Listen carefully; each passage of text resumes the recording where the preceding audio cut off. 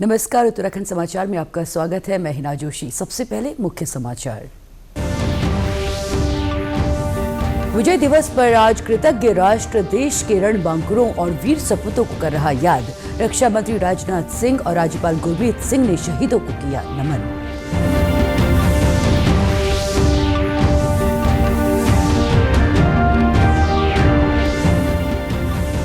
समाज की समस्याओं और समाधान को लेकर 21 दिसंबर से शुरू होगी व्याख्यानमाला। मुख्यमंत्री पुष्कर सिंह धामी करेंगे शुरुआत।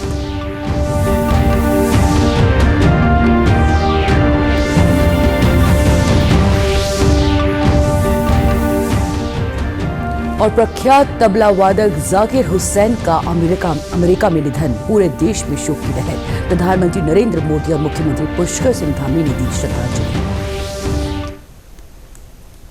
और अब समाचार विस्तार से। रक्षा मंत्री राजनाथ सिंह ने आज विजय दिवस के अवसर पर भारतीय सशस्त्र बलों की बहादुरी और बलिदान को नमन किया। एक सोशल मीडिया पोस्ट में रक्षा मंत्री ने कहा कि देश उनके बलिदान और राष्ट्र के प्रति उनकी सेवा को कभी नहीं भूलेगा। उन्होंने कहा कि हमारे बलों के अटूट साहस और देशभक्ति ने ये सुनिश्चित किया है कि देश सुरक्षित रहे। वहीं इस मौके पर राज्यपाल गुरमीत सिंह ने शौर्य स्थल देहरादून में मातृभूमि के लिए अपना सर्वस्व न्यौछावर करने वाले शहीदों के सम्मान में पुष्प चक्र अर्पित किए और अपनी श्रद्धांजलि दी। इस मौके पर उन्होंने कहा कि विजय दिवस भारतीय सेना के सशस्त्र बलों के साहस, वीरता, शौर्य और पराक्रम का अद्वितीय उदाहरण है। राज्यपाल ने कहा कि 16 दिसंबर 1971 का दिन भारत के इतिहास में वो गौरवशाली क्षण था जब हमारे वीर सैनिकों ने अपने शौर्य, पराक्रम और बलिदान से एक नई गाथा लिखी थी। उन्होंने कहा कि हमारे वीर योद्धाओं का शौर्य और पराक्रम देशवासियों को हजारों साल तक प्रेरित करता रहेगा। राज्यपाल ने शौर्य स्थल पर मौजूद सैन्य अधिकारियों और पूर्व सैनिकों से मुलाकात की और उन्हें विजय दिवस की शुभकामनाएं दी। विजय दिवस के अवसर पर देहरादून के शहीद स्मारक गांधी पार्क में मुख्यमंत्री पुष्कर सिंह धामी ने 1971 भारत पाक युद्ध के शहीदों को श्रद्धांजलि अर्पित की। इस दौरान उन्होंने कहा कि देश के साथ साथ प्रदेश के 255 सैनिकों ने अपना सर्वोच्च बलिदान दिया था। मुख्यमंत्री ने प्रदेश के सभी शहीदों की वीरांगनाओं के लिए राज्य परिवहन निगम की बसों में निःशुल्क यात्रा की घोषणा की। इस दौरान मुख्यमंत्री ने दुख व्यक्त करते हुए कहा कि सांप्रदायिक बहकावे में आकर बांग्लादेश में वहां रहने वाले हिंदुओं को परेशान किया जा रहा है, जबकि हमारे हजारों सैनिक 1971 भारत पाक युद्ध में शहीद हुए थे। कार्यक्रम में पूर्व सैनिकों और उनके परिजनों, वीर नारियों और स्कूली बच्चों ने बड़ी संख्या में शिरकत की।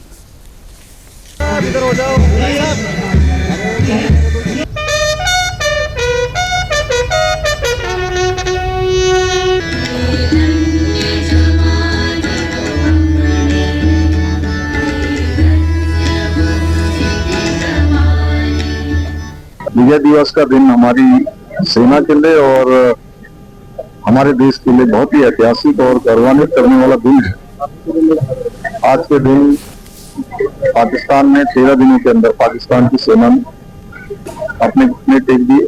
भारत की सेना हमेशा से पराक्रमी रही है, हमेशा से शौर्य रहा है सेना का, और 1 लाख से भी ज्यादा सैनिकों को आत्मसमर्पण करने के लिए मजबूर किया। और आज देश के अंदर हमारे सैनिकों को आगे बढ़ाने के लिए, उनके मनोबल को आगे बढ़ाने के लिए, उनके परिवारों के कल्याण के लिए हमारे प्रधानमंत्री आदरणीय मोदी जी के नेतृत्व में देश के अंदर योजनाएं बनाई जा रही है। आज भारत हर क्षेत्र में आगे बढ़ रहा है। भारत की सीमाएं सुरक्षित है और सेना को मिलने वाली जो सुविधाएं हैं, उपकरण हैं, जो पहले नहीं मिलते थे, वो आज बहुत बड़ी संख्या में और जरूरत के हिसाब से सबको उपलब्ध हो रहे हैं। इसके कारण से सेना का मनोबल भी बढ़ा है। प्रधानमंत्री नरेंद्र मोदी ने राज्यों से छोटे शहरों में उद्यमियों के लिए उपयुक्त स्थानों की पहचान करने, उन्हें सुविधा प्रदान करने के लिए पहल करने को कहा है। कल नई दिल्ली में राज्यों के मुख्य सचिवों के 4थे राष्ट्रीय सम्मेलन में श्री मोदी ने प्रशासनिक व्यवस्था को सरल बनाने को कहा ताकि लोगों को परेशानियों का सामना न करना पड़े। उन्होंने मुख्य सचिवों से राज्यों में जन भागीदारी को प्रोत्साहित करने के लिए शासन मॉडल में सुधार करने को भी कहा। श्री मोदी ने यह भी कहा कि सुधार, प्रदर्शन और परिवर्तन पर ध्यान केंद्रित करने के साथ ही आम लोगों को सरकार की विभिन्न योजनाओं के बारे में सूचित करना भी महत्वपूर्ण है। प्रधानमंत्री ने कहा कि फिट इंडिया मूवमेंट के अंतर्गत मोटापे को देश में बड़ी चुनौती के रूप में देखा जाना चाहिए। उन्होंने कहा कि फिट और स्वस्थ भारत ही विकसित राष्ट्र हो सकता है। उन्होंने कहा कि 2025 के अंत तक भारत को टीबी मुक्त बनाया जा सकता है। श्री मोदी ने कहा कि आशा और आंगनबाड़ी कार्यकर्ता इस लक्ष्य को पूरा करने में बड़ी भूमिका निभा सकते हैं। दिल्ली में आयोजित मुख्य सचिवों के 13 से 15 दिसंबर तक 3 दिवसीय सम्मेलन में इस बात पर चर्चा की गई कि भारत के सेवा क्षेत्र के लिए एक बहुआयामी दृष्टिकोण की आवश्यकता है।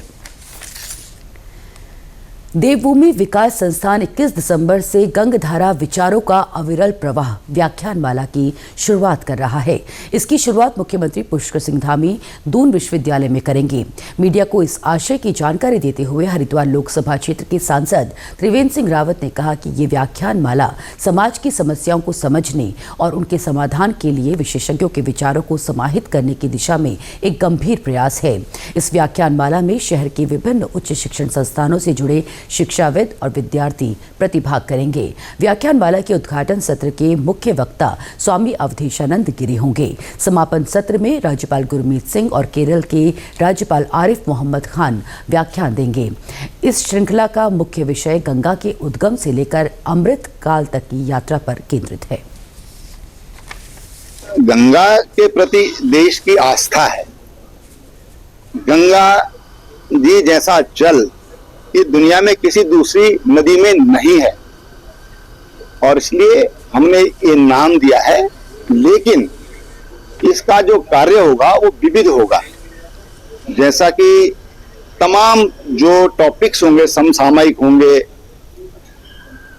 ऐसे टॉपिक्स पर भी हम इस बैनर पर हम लोग ये प्रोग्राम चलाएंगे और हम चाहते हैं कि वो आगे चलता रहे।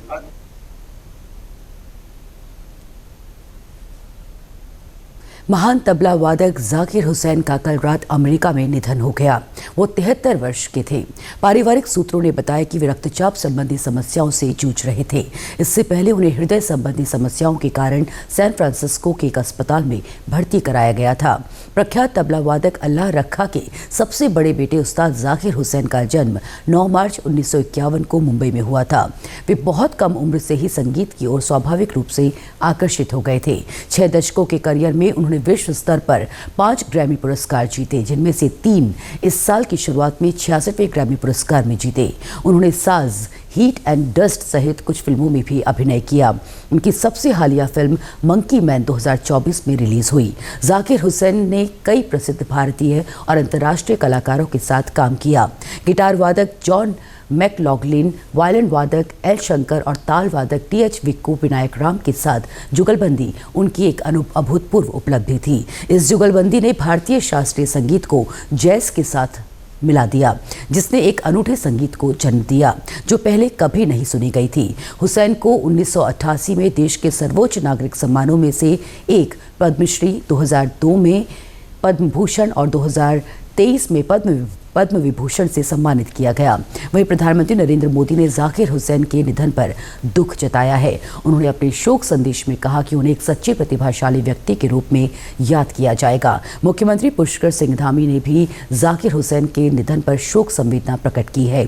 उन्होंने उनके निधन को संगीत जगत के लिए अपूर्णीय क्षति बताया। अपने शोक संदेश में मुख्यमंत्री ने कहा कि संगीत के क्षेत्र में जाकिर हुसैन द्वारा दिया गया योगदान अविस्मरणीय है।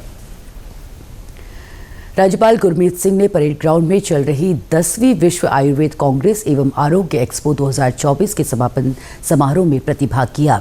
4 दिन तक चले इस आयोजन में देश विदेश के कई आयुर्वेदिक विशेषज्ञों, शोधकर्ताओं, शिक्षाविदों ने भाग लिया। राज्यपाल ने इस अवसर पर आयोजन स्थल पर लगे आयुर्वेद से संबंधित स्टॉलों का भ्रमण किया और जानकारी प्राप्त की। समापन समारोह को संबोधित करते हुए राज्यपाल ने कहा कि आयुर्वेद की आदर्श भूमि देवभूमि उत्तराखंड अपनी प्राकृतिक संपदा औषधीय पौधों के भंडार के लिए देश दुनिया में प्रसिद्ध है। यहाँ पर आयुर्वेद कांग्रेस का आयोजन होना गर्व की बात है। राज्यपाल ने कहा कि यह आयोजन न केवल हमारी सांस्कृतिक धरोहर का उत्सव है, बल्कि आयुर्वेद से भविष्य की स्वास्थ्य चुनौतियों का समाधान खोजने की दिशा में एक महत्वपूर्ण प्रयास है। उन्होंने आयुर्वेद कांग्रेस के सफल आयोजन के लिए विश्व आयुर्वेद फाउंडेशन, आयुष मंत्रालय और राज्य सरकार को बधाई दी और कहा, इससे पूरी दुनिया को स्वास्थ्य से संबंधित चुनौतियों के समाधान को नया रास्ता मिलेगा। राज्यपाल ने विश्वास जताया कि ये सम्मेलन भारत के प्राचीन ज्ञान, आयुर्वेद और योग की शक्ति को वैश्विक स्तर पर व्यापकता प्रदान करने में सफल होगा। वहीं एक्सपो के चौथे दिन निशुल्क आयुष क्लिनिक में 1576 मरीजों के स्वास्थ्य का परीक्षण कर उपचार किया गया और आवश्यक औषधियां वितरित की गई। चौथे दिन अलकनंदा हॉल में विभिन्न वैज्ञानिक सत्र आयोजित हुए, जिसमें 3140 प्रतिभागियों ने प्रतिभाग किया। देश की सार्वजनिक प्रसारक प्रसार भारती ने OTT प्लेटफॉर्म के क्षेत्र में कदम रखते हुए हाल ही में वेव्स की शुरुआत की है। ये डिजिटल मीडिया और OTT दर्शकों को एक संपूर्ण इंफोटेनमेंट इकोसिस्टम देता है। अगर आपको भी चाहिए फ्री में शानदार कंटेंट, तो आज ही डाउनलोड करें। QR कोड के जरिए भी वेव्स ऐप डाउनलोड की जा सकती है। इसी के साथ दोपहर समाचार समाप्त हुए। दूरदर्शन समाचारों से जुड़े रहें। मिलते हैं फिर शाम 5 बजे के बुलेटिन में। तब तक के लिए हमें दीजिए इजाजत। नमस्कार।